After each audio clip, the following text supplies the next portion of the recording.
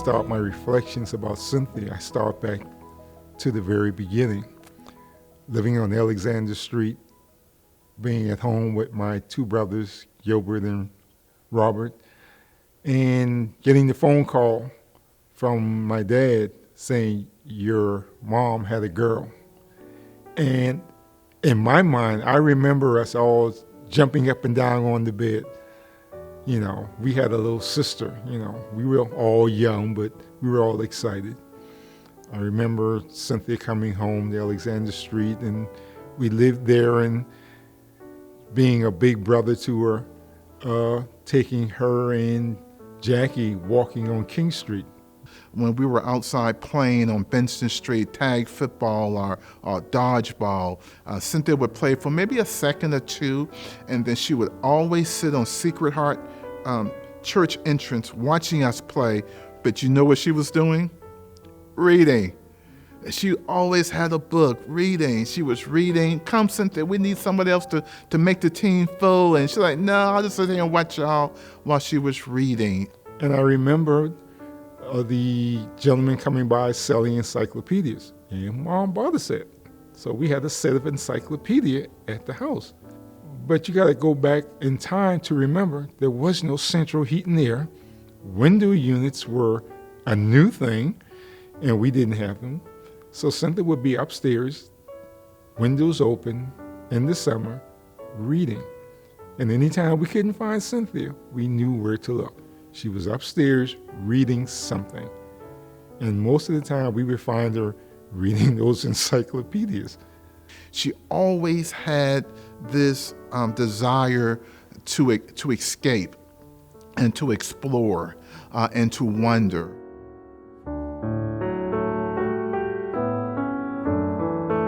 I remember every Sunday morning waking up smelling bacon, corned beef hash, grits and eggs. James Cleveland was playing in the background loud, and my mom would yell, Cynthia, Jackie, Malcolm, Melvin, get up, we're going to church, get ready. It was like 5:30 in the morning, and we all knew that every Sunday morning it was an expectation that we were going to church and we were going to Emmanuel. Emmanuel has been in the fabric of our family for some 60 years. My grandmother went there. My mom went there. She sung in the choir. Our Aunt Bernice sung in the choir. It was what we did every Sunday morning. And so we all went to church, and Cynthia was the first one always ready to go. She just loved going to church and loved being there. We would sometimes sneak from church, which was like, a capital punishment if we got caught. And we would go down to the corner store and get candy and sodas, whatever, to bring it back because we would know that we would be there all day. Cynthia would not go, but she would always be on the receiving end when we got back. What y'all got? Where's the candy? Where's the soda?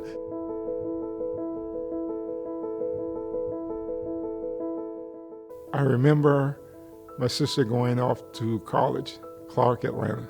That was a big step. Wow. First in the family to go to college, and how excited she was, and how excited the family was. And taking her there, and then having to leave her there. I remember her telling me the stories about pledging to her sorority and the things she had to go through. And, she would laugh about it now, but she said, it wasn't funny then, having me run across campus to do this, and I had to cook for them and do these different things for my sorority sisters. But she said, looking back on it now, it was fun. When Mom became ill, Cynthia was in Atlanta. Our father had passed away, and Mom was ill. And we were trying to decide how we're going to take care of Mom. She was alone in the house.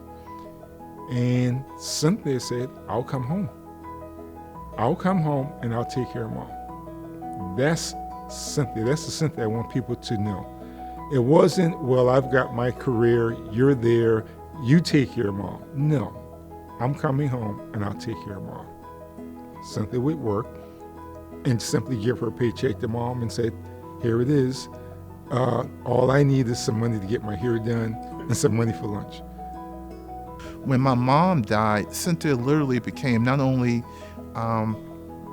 my big sister, but a mother figure.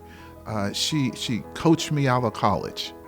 When I got married and I told her I was going to marry Kim, she interviewed Kim. She made sure that this was the right person for me. If Cynthia was on your side, you had somebody on your side. She wasn't going to give up on you. She wasn't going to let you down. She was going to stick and stay.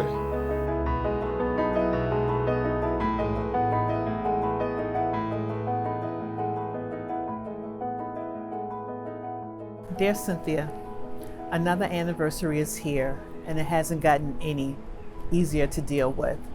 It's a bittersweet day for me. It's the day I became a mother, and you was right there by my side as I gave birth.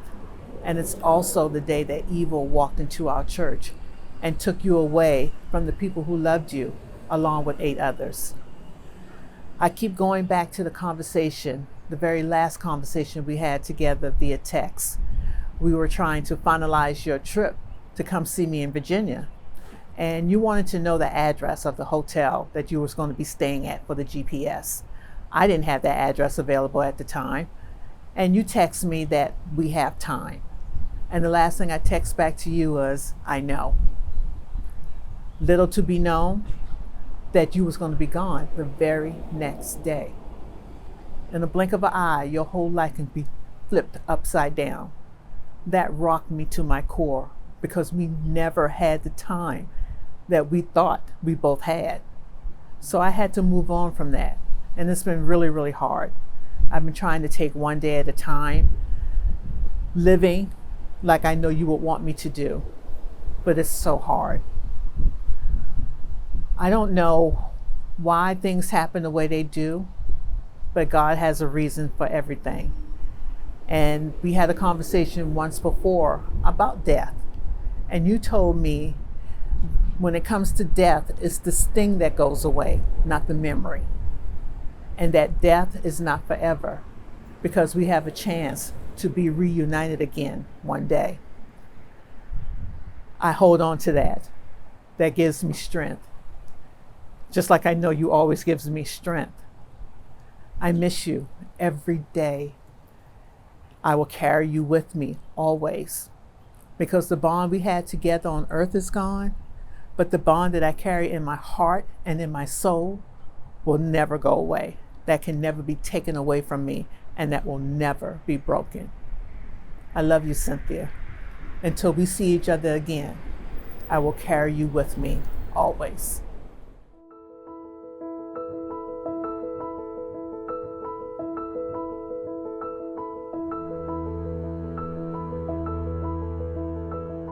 Cynthia was my supervisor. She was my mentor. She was my best friend. There is not a day that goes by that I don't reflect on my friendship with Cynthia. Not one day. She had incredible gifts and she generously shared them. Cynthia was creative. My daughters and I, we called Cynthia Gadget, and that's because she was a Tinkerbell, a fixer. Sometimes it was a project similar to something we had watched on HGTV, or sometimes it was a recipe for which she needed a particular appliance or an ingredient that we'd have to hunt at 3 different markets to find. She even took an upholstery class once so that she could refurbish some chairs. Sometimes after meetings, Cynthia would just drop by the house because I lived adjacent at the time to the library a few blocks away. And we'd have meetings on Wednesdays.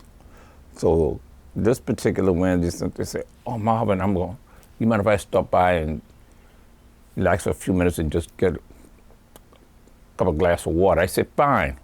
Little did I know the next 2.5 years of my life would be changed. Cynthia looked around the house and she walked in the den And she said, when was the last time you did a makeover here? I said, a makeover? She said, yes. I think it needs a little different flavor. She said, well, I'm gonna spruce it up a little bit. I said, how much is this gonna cost me, Cynthia? She said, maybe about $500, $600. This $600 calls me there with a Lowe's check account, American Express, I think a master charge.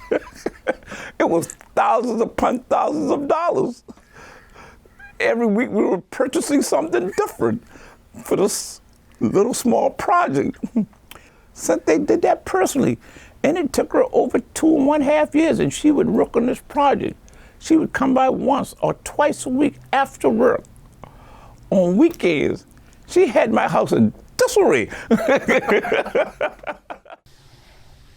On the weekend prior to the tragedy, we went to Lowe's. And Gadget was like a kid in a candy store when it came to Lowe's. We walked the aisles, nearly every one of them, and talked and laughed and chatted for what seemed like a very long time, only to leave with just those little burners, the little pans that go under the burners on the stove. Each time I walk in my den, I get to reflect on her, the good memories, and how talented she was.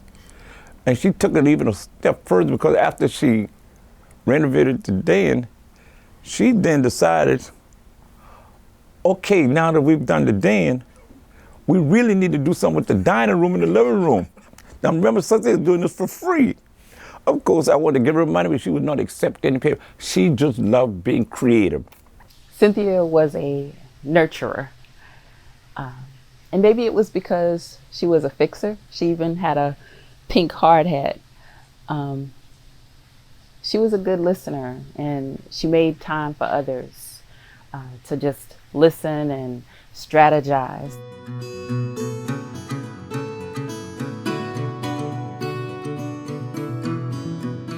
She literally adopted all the nieces and the nephews. My kids, Melvin kids, Robert kids, they were hers.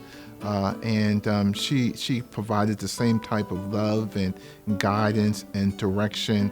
She was so proud of Courtney. Courtney also pledged AKA, and Cynthia was an AKA, so that made her happy, and they talked shop and AKA stuff. And my youngest daughter, Nicole, was a very, very good basketball player. She was all conference, all regional, all observer, Charlotte observer, and Cynthia would come to games from Charleston.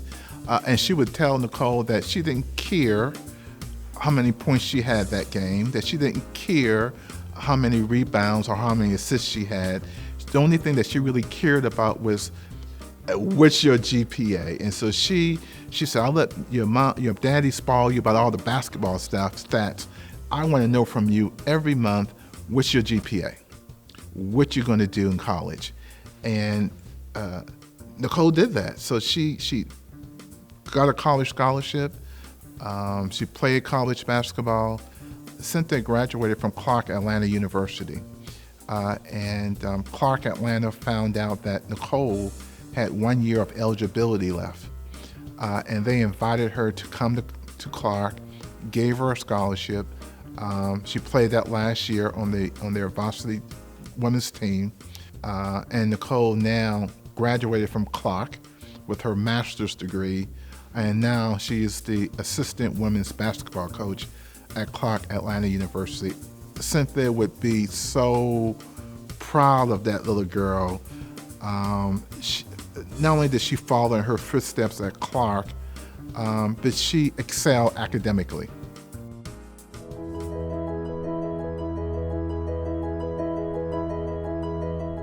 I knew she was very passionate about Dart Branch Library. And Cynthia believed that the community that she served was just as great and just as smart as any other part of Charleston County. So she started implementing changes. we're going to make this a safe and inviting environment for the children. And if you want to be a part of this, you can, but there's a new sheriff in town.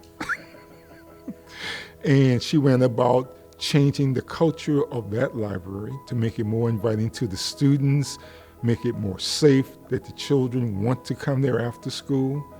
And after she passed away, you know, the evidence of that came when one of my former co-workers told me how her daughter would go to the library after school because it was a safe place to go, and Miss Graham made it so inviting to be there. Cynthia cared deeply for her family. She was there for her friends.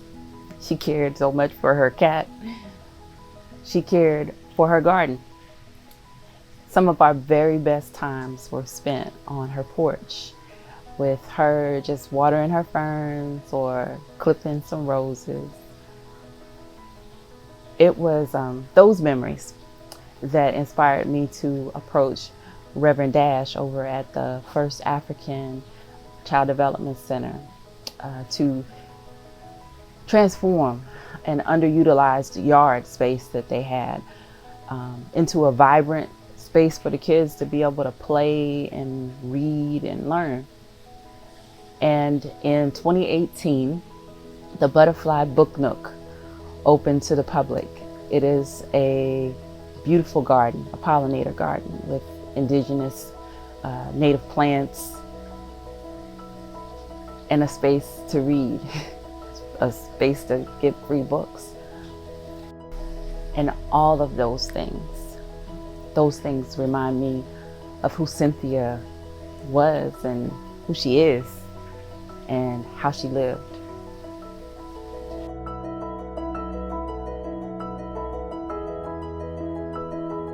She wore her blackness proudly.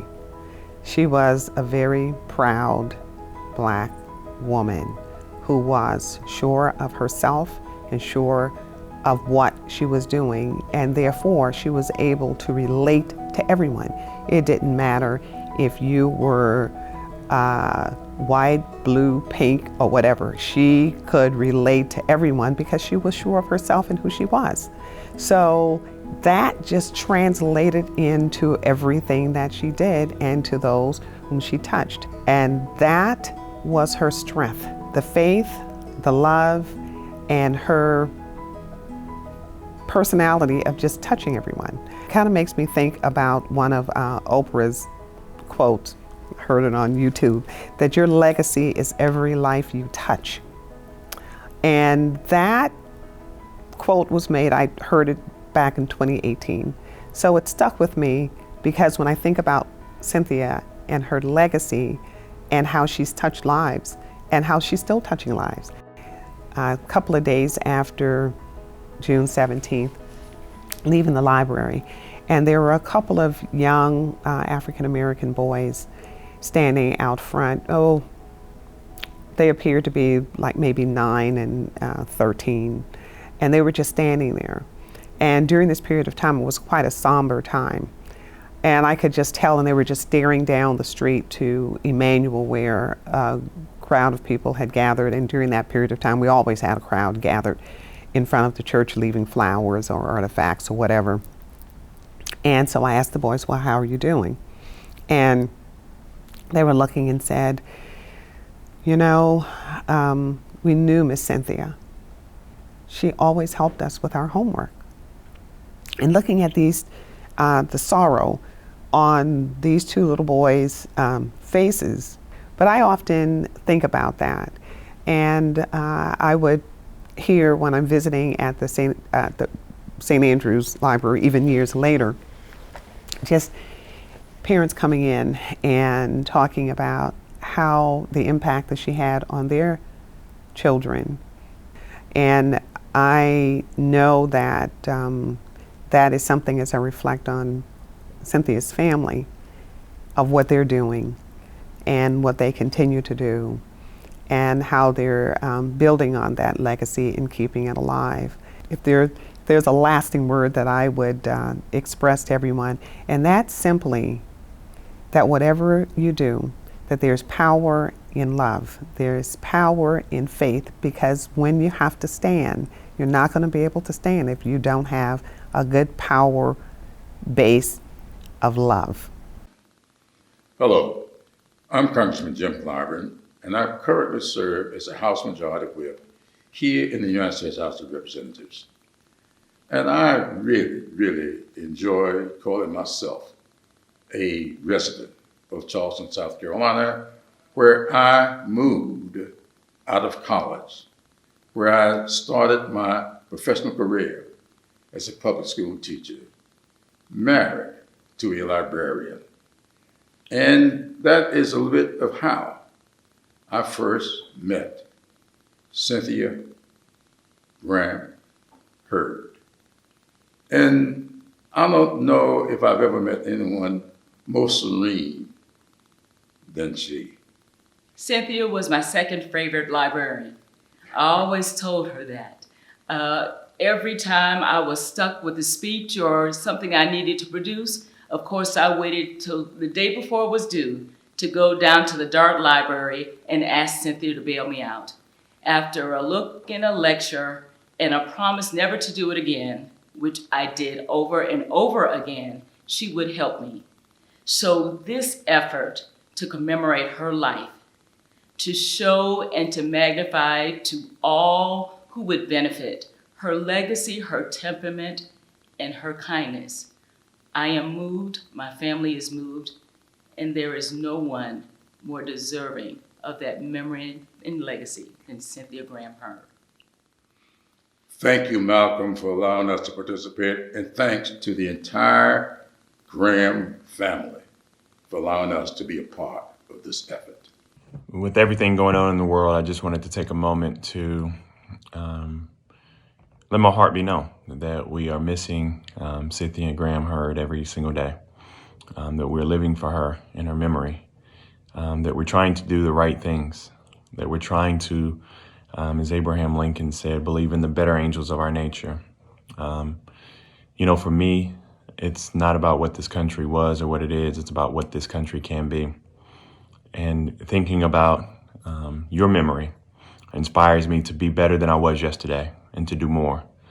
As a father, as a husband, as a servant, I can just say, I hope I make you proud. Thank you for everything you mean to so many people.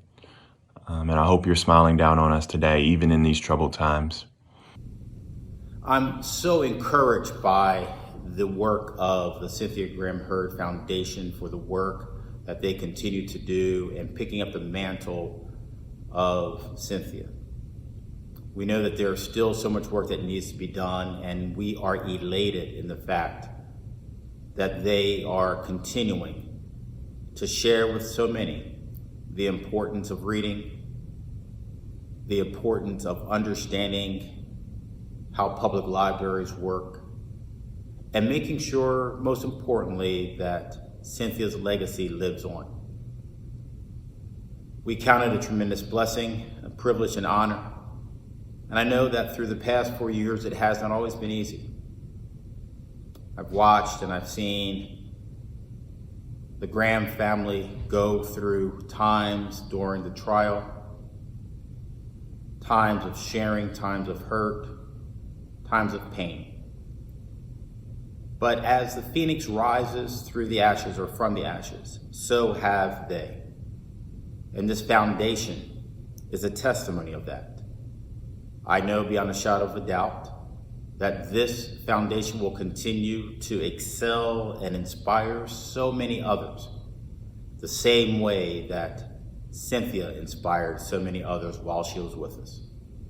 And it is my sincere prayer that the Cynthia Graham Hurd Foundation continues to find the resiliency, the strength, the dedication, the commitment, and also the love to continue to share with so many, because we understand that as long as the foundation continues to grow, Cynthia's legacy will also continue to be with us. We thank you so much again. May God continue to bless you. May God continue to make his face shine upon you and be gracious unto you. This is our prayer for the Cynthia Graham Hurd Foundation. God bless you. Through many dangers, toils, and snares, we have already come. 'Twas grace that brought us safe thus far, and grace will lead us home. I'm Congresswoman Alma Adams, and I'm speaking to you on the 5th anniversary of the tragic shooting at Mother Emanuel AME Church in Charleston, South Carolina. Cynthia's loss was the one we felt hardest in Charlotte, not only because of her brother, our brother Malcolm Graham, but also because she was an educator, a librarian. Neil Gaiman once wrote that libraries are about freedom, freedom to read, freedom of ideas, freedom of communication. A library is the purest form of educational equality, a place where someone at any level of education can learn and grow. And to this day, it is still heartbreaking that the venom of white supremacy and the fangs of our gun culture stole away from us a guardian of freedom and equality, along with 8 other pillars of faith and justice. I'll end with this. Gaiman also said that libraries are the thin red line between civilization and barbarism. This is the power of books, of literacy, of pastors and librarians. Words are more powerful than bullets, and education will always be more powerful than a gun. This is the power of the Charleston Nine, of Cynthia Graham Hurd, and all of the people who continue to carry their legacy to this day. Thank you, and may God bless all of you and your families. I'm honored to join you, all of you, to celebrate the life of Cynthia Graham Hurd and support the mission of Cynthia Graham Hurd Foundation. 5 years have passed, but the pain still cuts deeply. 5 years since the 9 women and men had the courage to open their hearts and their place of worship to a man filled with hate and anger. You know, is there a greater act of humanity, of love, of faith than what Cynthia showed that day? What extraordinary courage. What amazing grace. I got to know Cynthia's family shortly after she passed. I saw the light in their eyes when they talked about Cynthia, her caring nature, her love of learning and books, how passionate she was about making sure young folks were on the right path, and her tireless desire to help the community and take care of those who needed her the most. She was indispensable, irreplaceable. I'll never forget speaking with Cynthia's brother, Malcolm. I was calling her to speak with him about Cynthia when my own heart had been broken as well. 18 days before Cynthia lost her life, I lost my son, Bo. So I needed grace from Malcolm as much as he needed grace from me. We talked about Cynthia and who she was. We talked about Bo and who he was.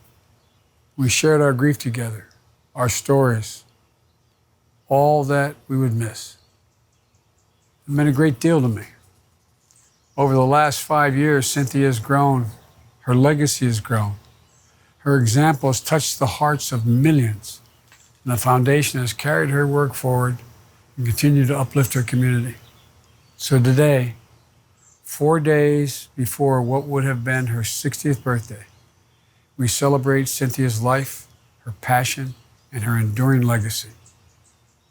As Americans cry out for dignity, equality, and justice, that legacy is more vital today than it has ever been. So thank you. Thank you for keeping her spirit not merely alive, but deeply ingrained in the lives of others. And the words of the Foundation's motto, keep the faith and do the work. God bless you all. You know, listen, I've had a good career. right? And I've served for 6 years as a member of the Charlotte City Council. I served 10 years in the state Senate. I ran for Congress. I ran a nonprofit organization. And Cynthia was saying, "You're the most famous person in our family." And I was like, "Girl, get out of here." We would talk about that. She would kid, "Can I have your autograph, Mr. Guy?" She would, because she would, at the library, she would get news clippings. And she always had Lexus, which, recalls anybody's name if it's published somewhere. And to my surprise, she always Google or Lexus my name every day. Cynthia now is the most famous person in our family in death.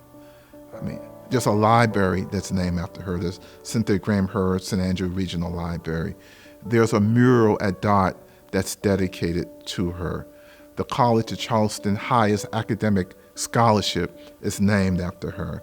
There's a scholarship for graduate studies in library science at the University of South Carolina is named after her. She has her own foundation that's doing the work that she loves to do in terms of reading and literacy and civic engagement that's helping hundreds and thousands of kids every day with her name on it. So there's inspirations all around, which means that she's still around. Her spirit is still around. Her influence is still around. And like I told some people, until there's no one left to remember you, you live in spirit and you never die. So as I sit in this building, Cynthia's all around me. When I go downtown, she's there. And when I see a child with a book, it does make me think of Cynthia. I have a portrait of her in my den, so I think about her every day. And that portrait has her smiling. It's the same portrait that's in the Cynthia Graham Hurd library. It's in my den, and she's smiling and she's happy. And she's saying, "That's my picture." On that evening, everything was popping. She is our family superstar. She helped bring down the Confederate flag in South Carolina through her death. She is an amazing woman, and I use the present tense. I never talk about my sister in the past because she is still with me. She is still with us. And she talks with me, and still to this day, she encourages me. And so her memory is everywhere. And I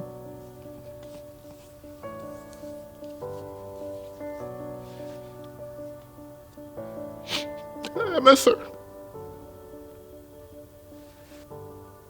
But we're celebrating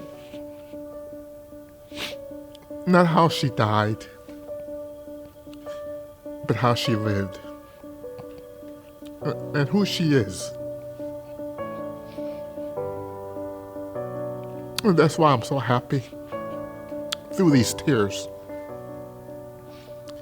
because she lived a good life. And we all miss her. And we all love her. Robert, Gilbert, Jackie, Melvin, our aunts and cousins, and her friends and church members, sorority sisters, the greater Charleston community, and all her friends in Charlotte.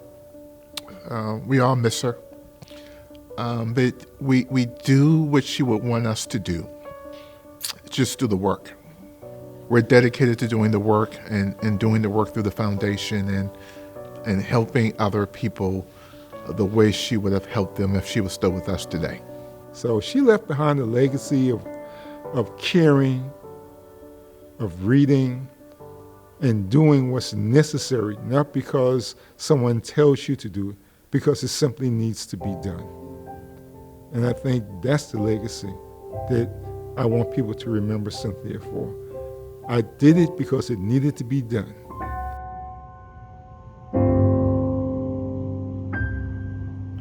Never thought that I'd receive the call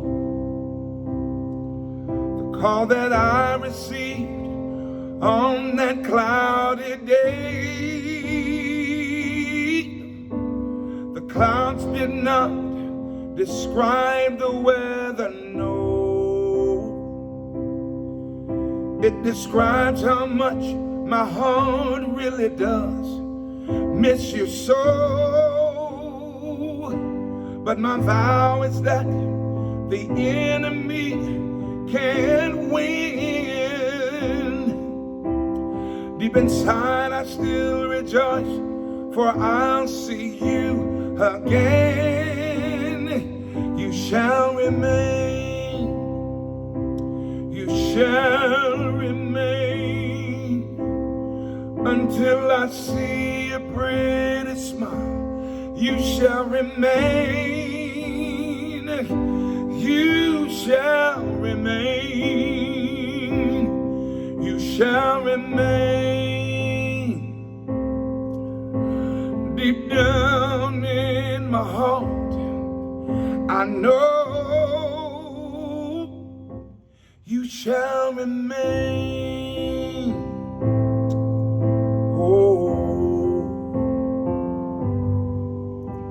Although the years have passed, it still rings true. The paths that I pursue can't outweigh missing you. But I'll take each passing moment day by day, never admitting that my sister's gone away. But my vow is that the enemy won't win. Deep inside I still rejoice, for I'll see you again. I can't give over my heart to hatred. That's nothing that you would want me to do. So forgiveness is the path that I'm embracing, because forgiveness is the way we honor you. Hey, you shall remain, you shall remain, until I see your pretty smile. You shall remain, you shall remain, you shall remain. Deep down in my heart, I humbly know you shall remain, shall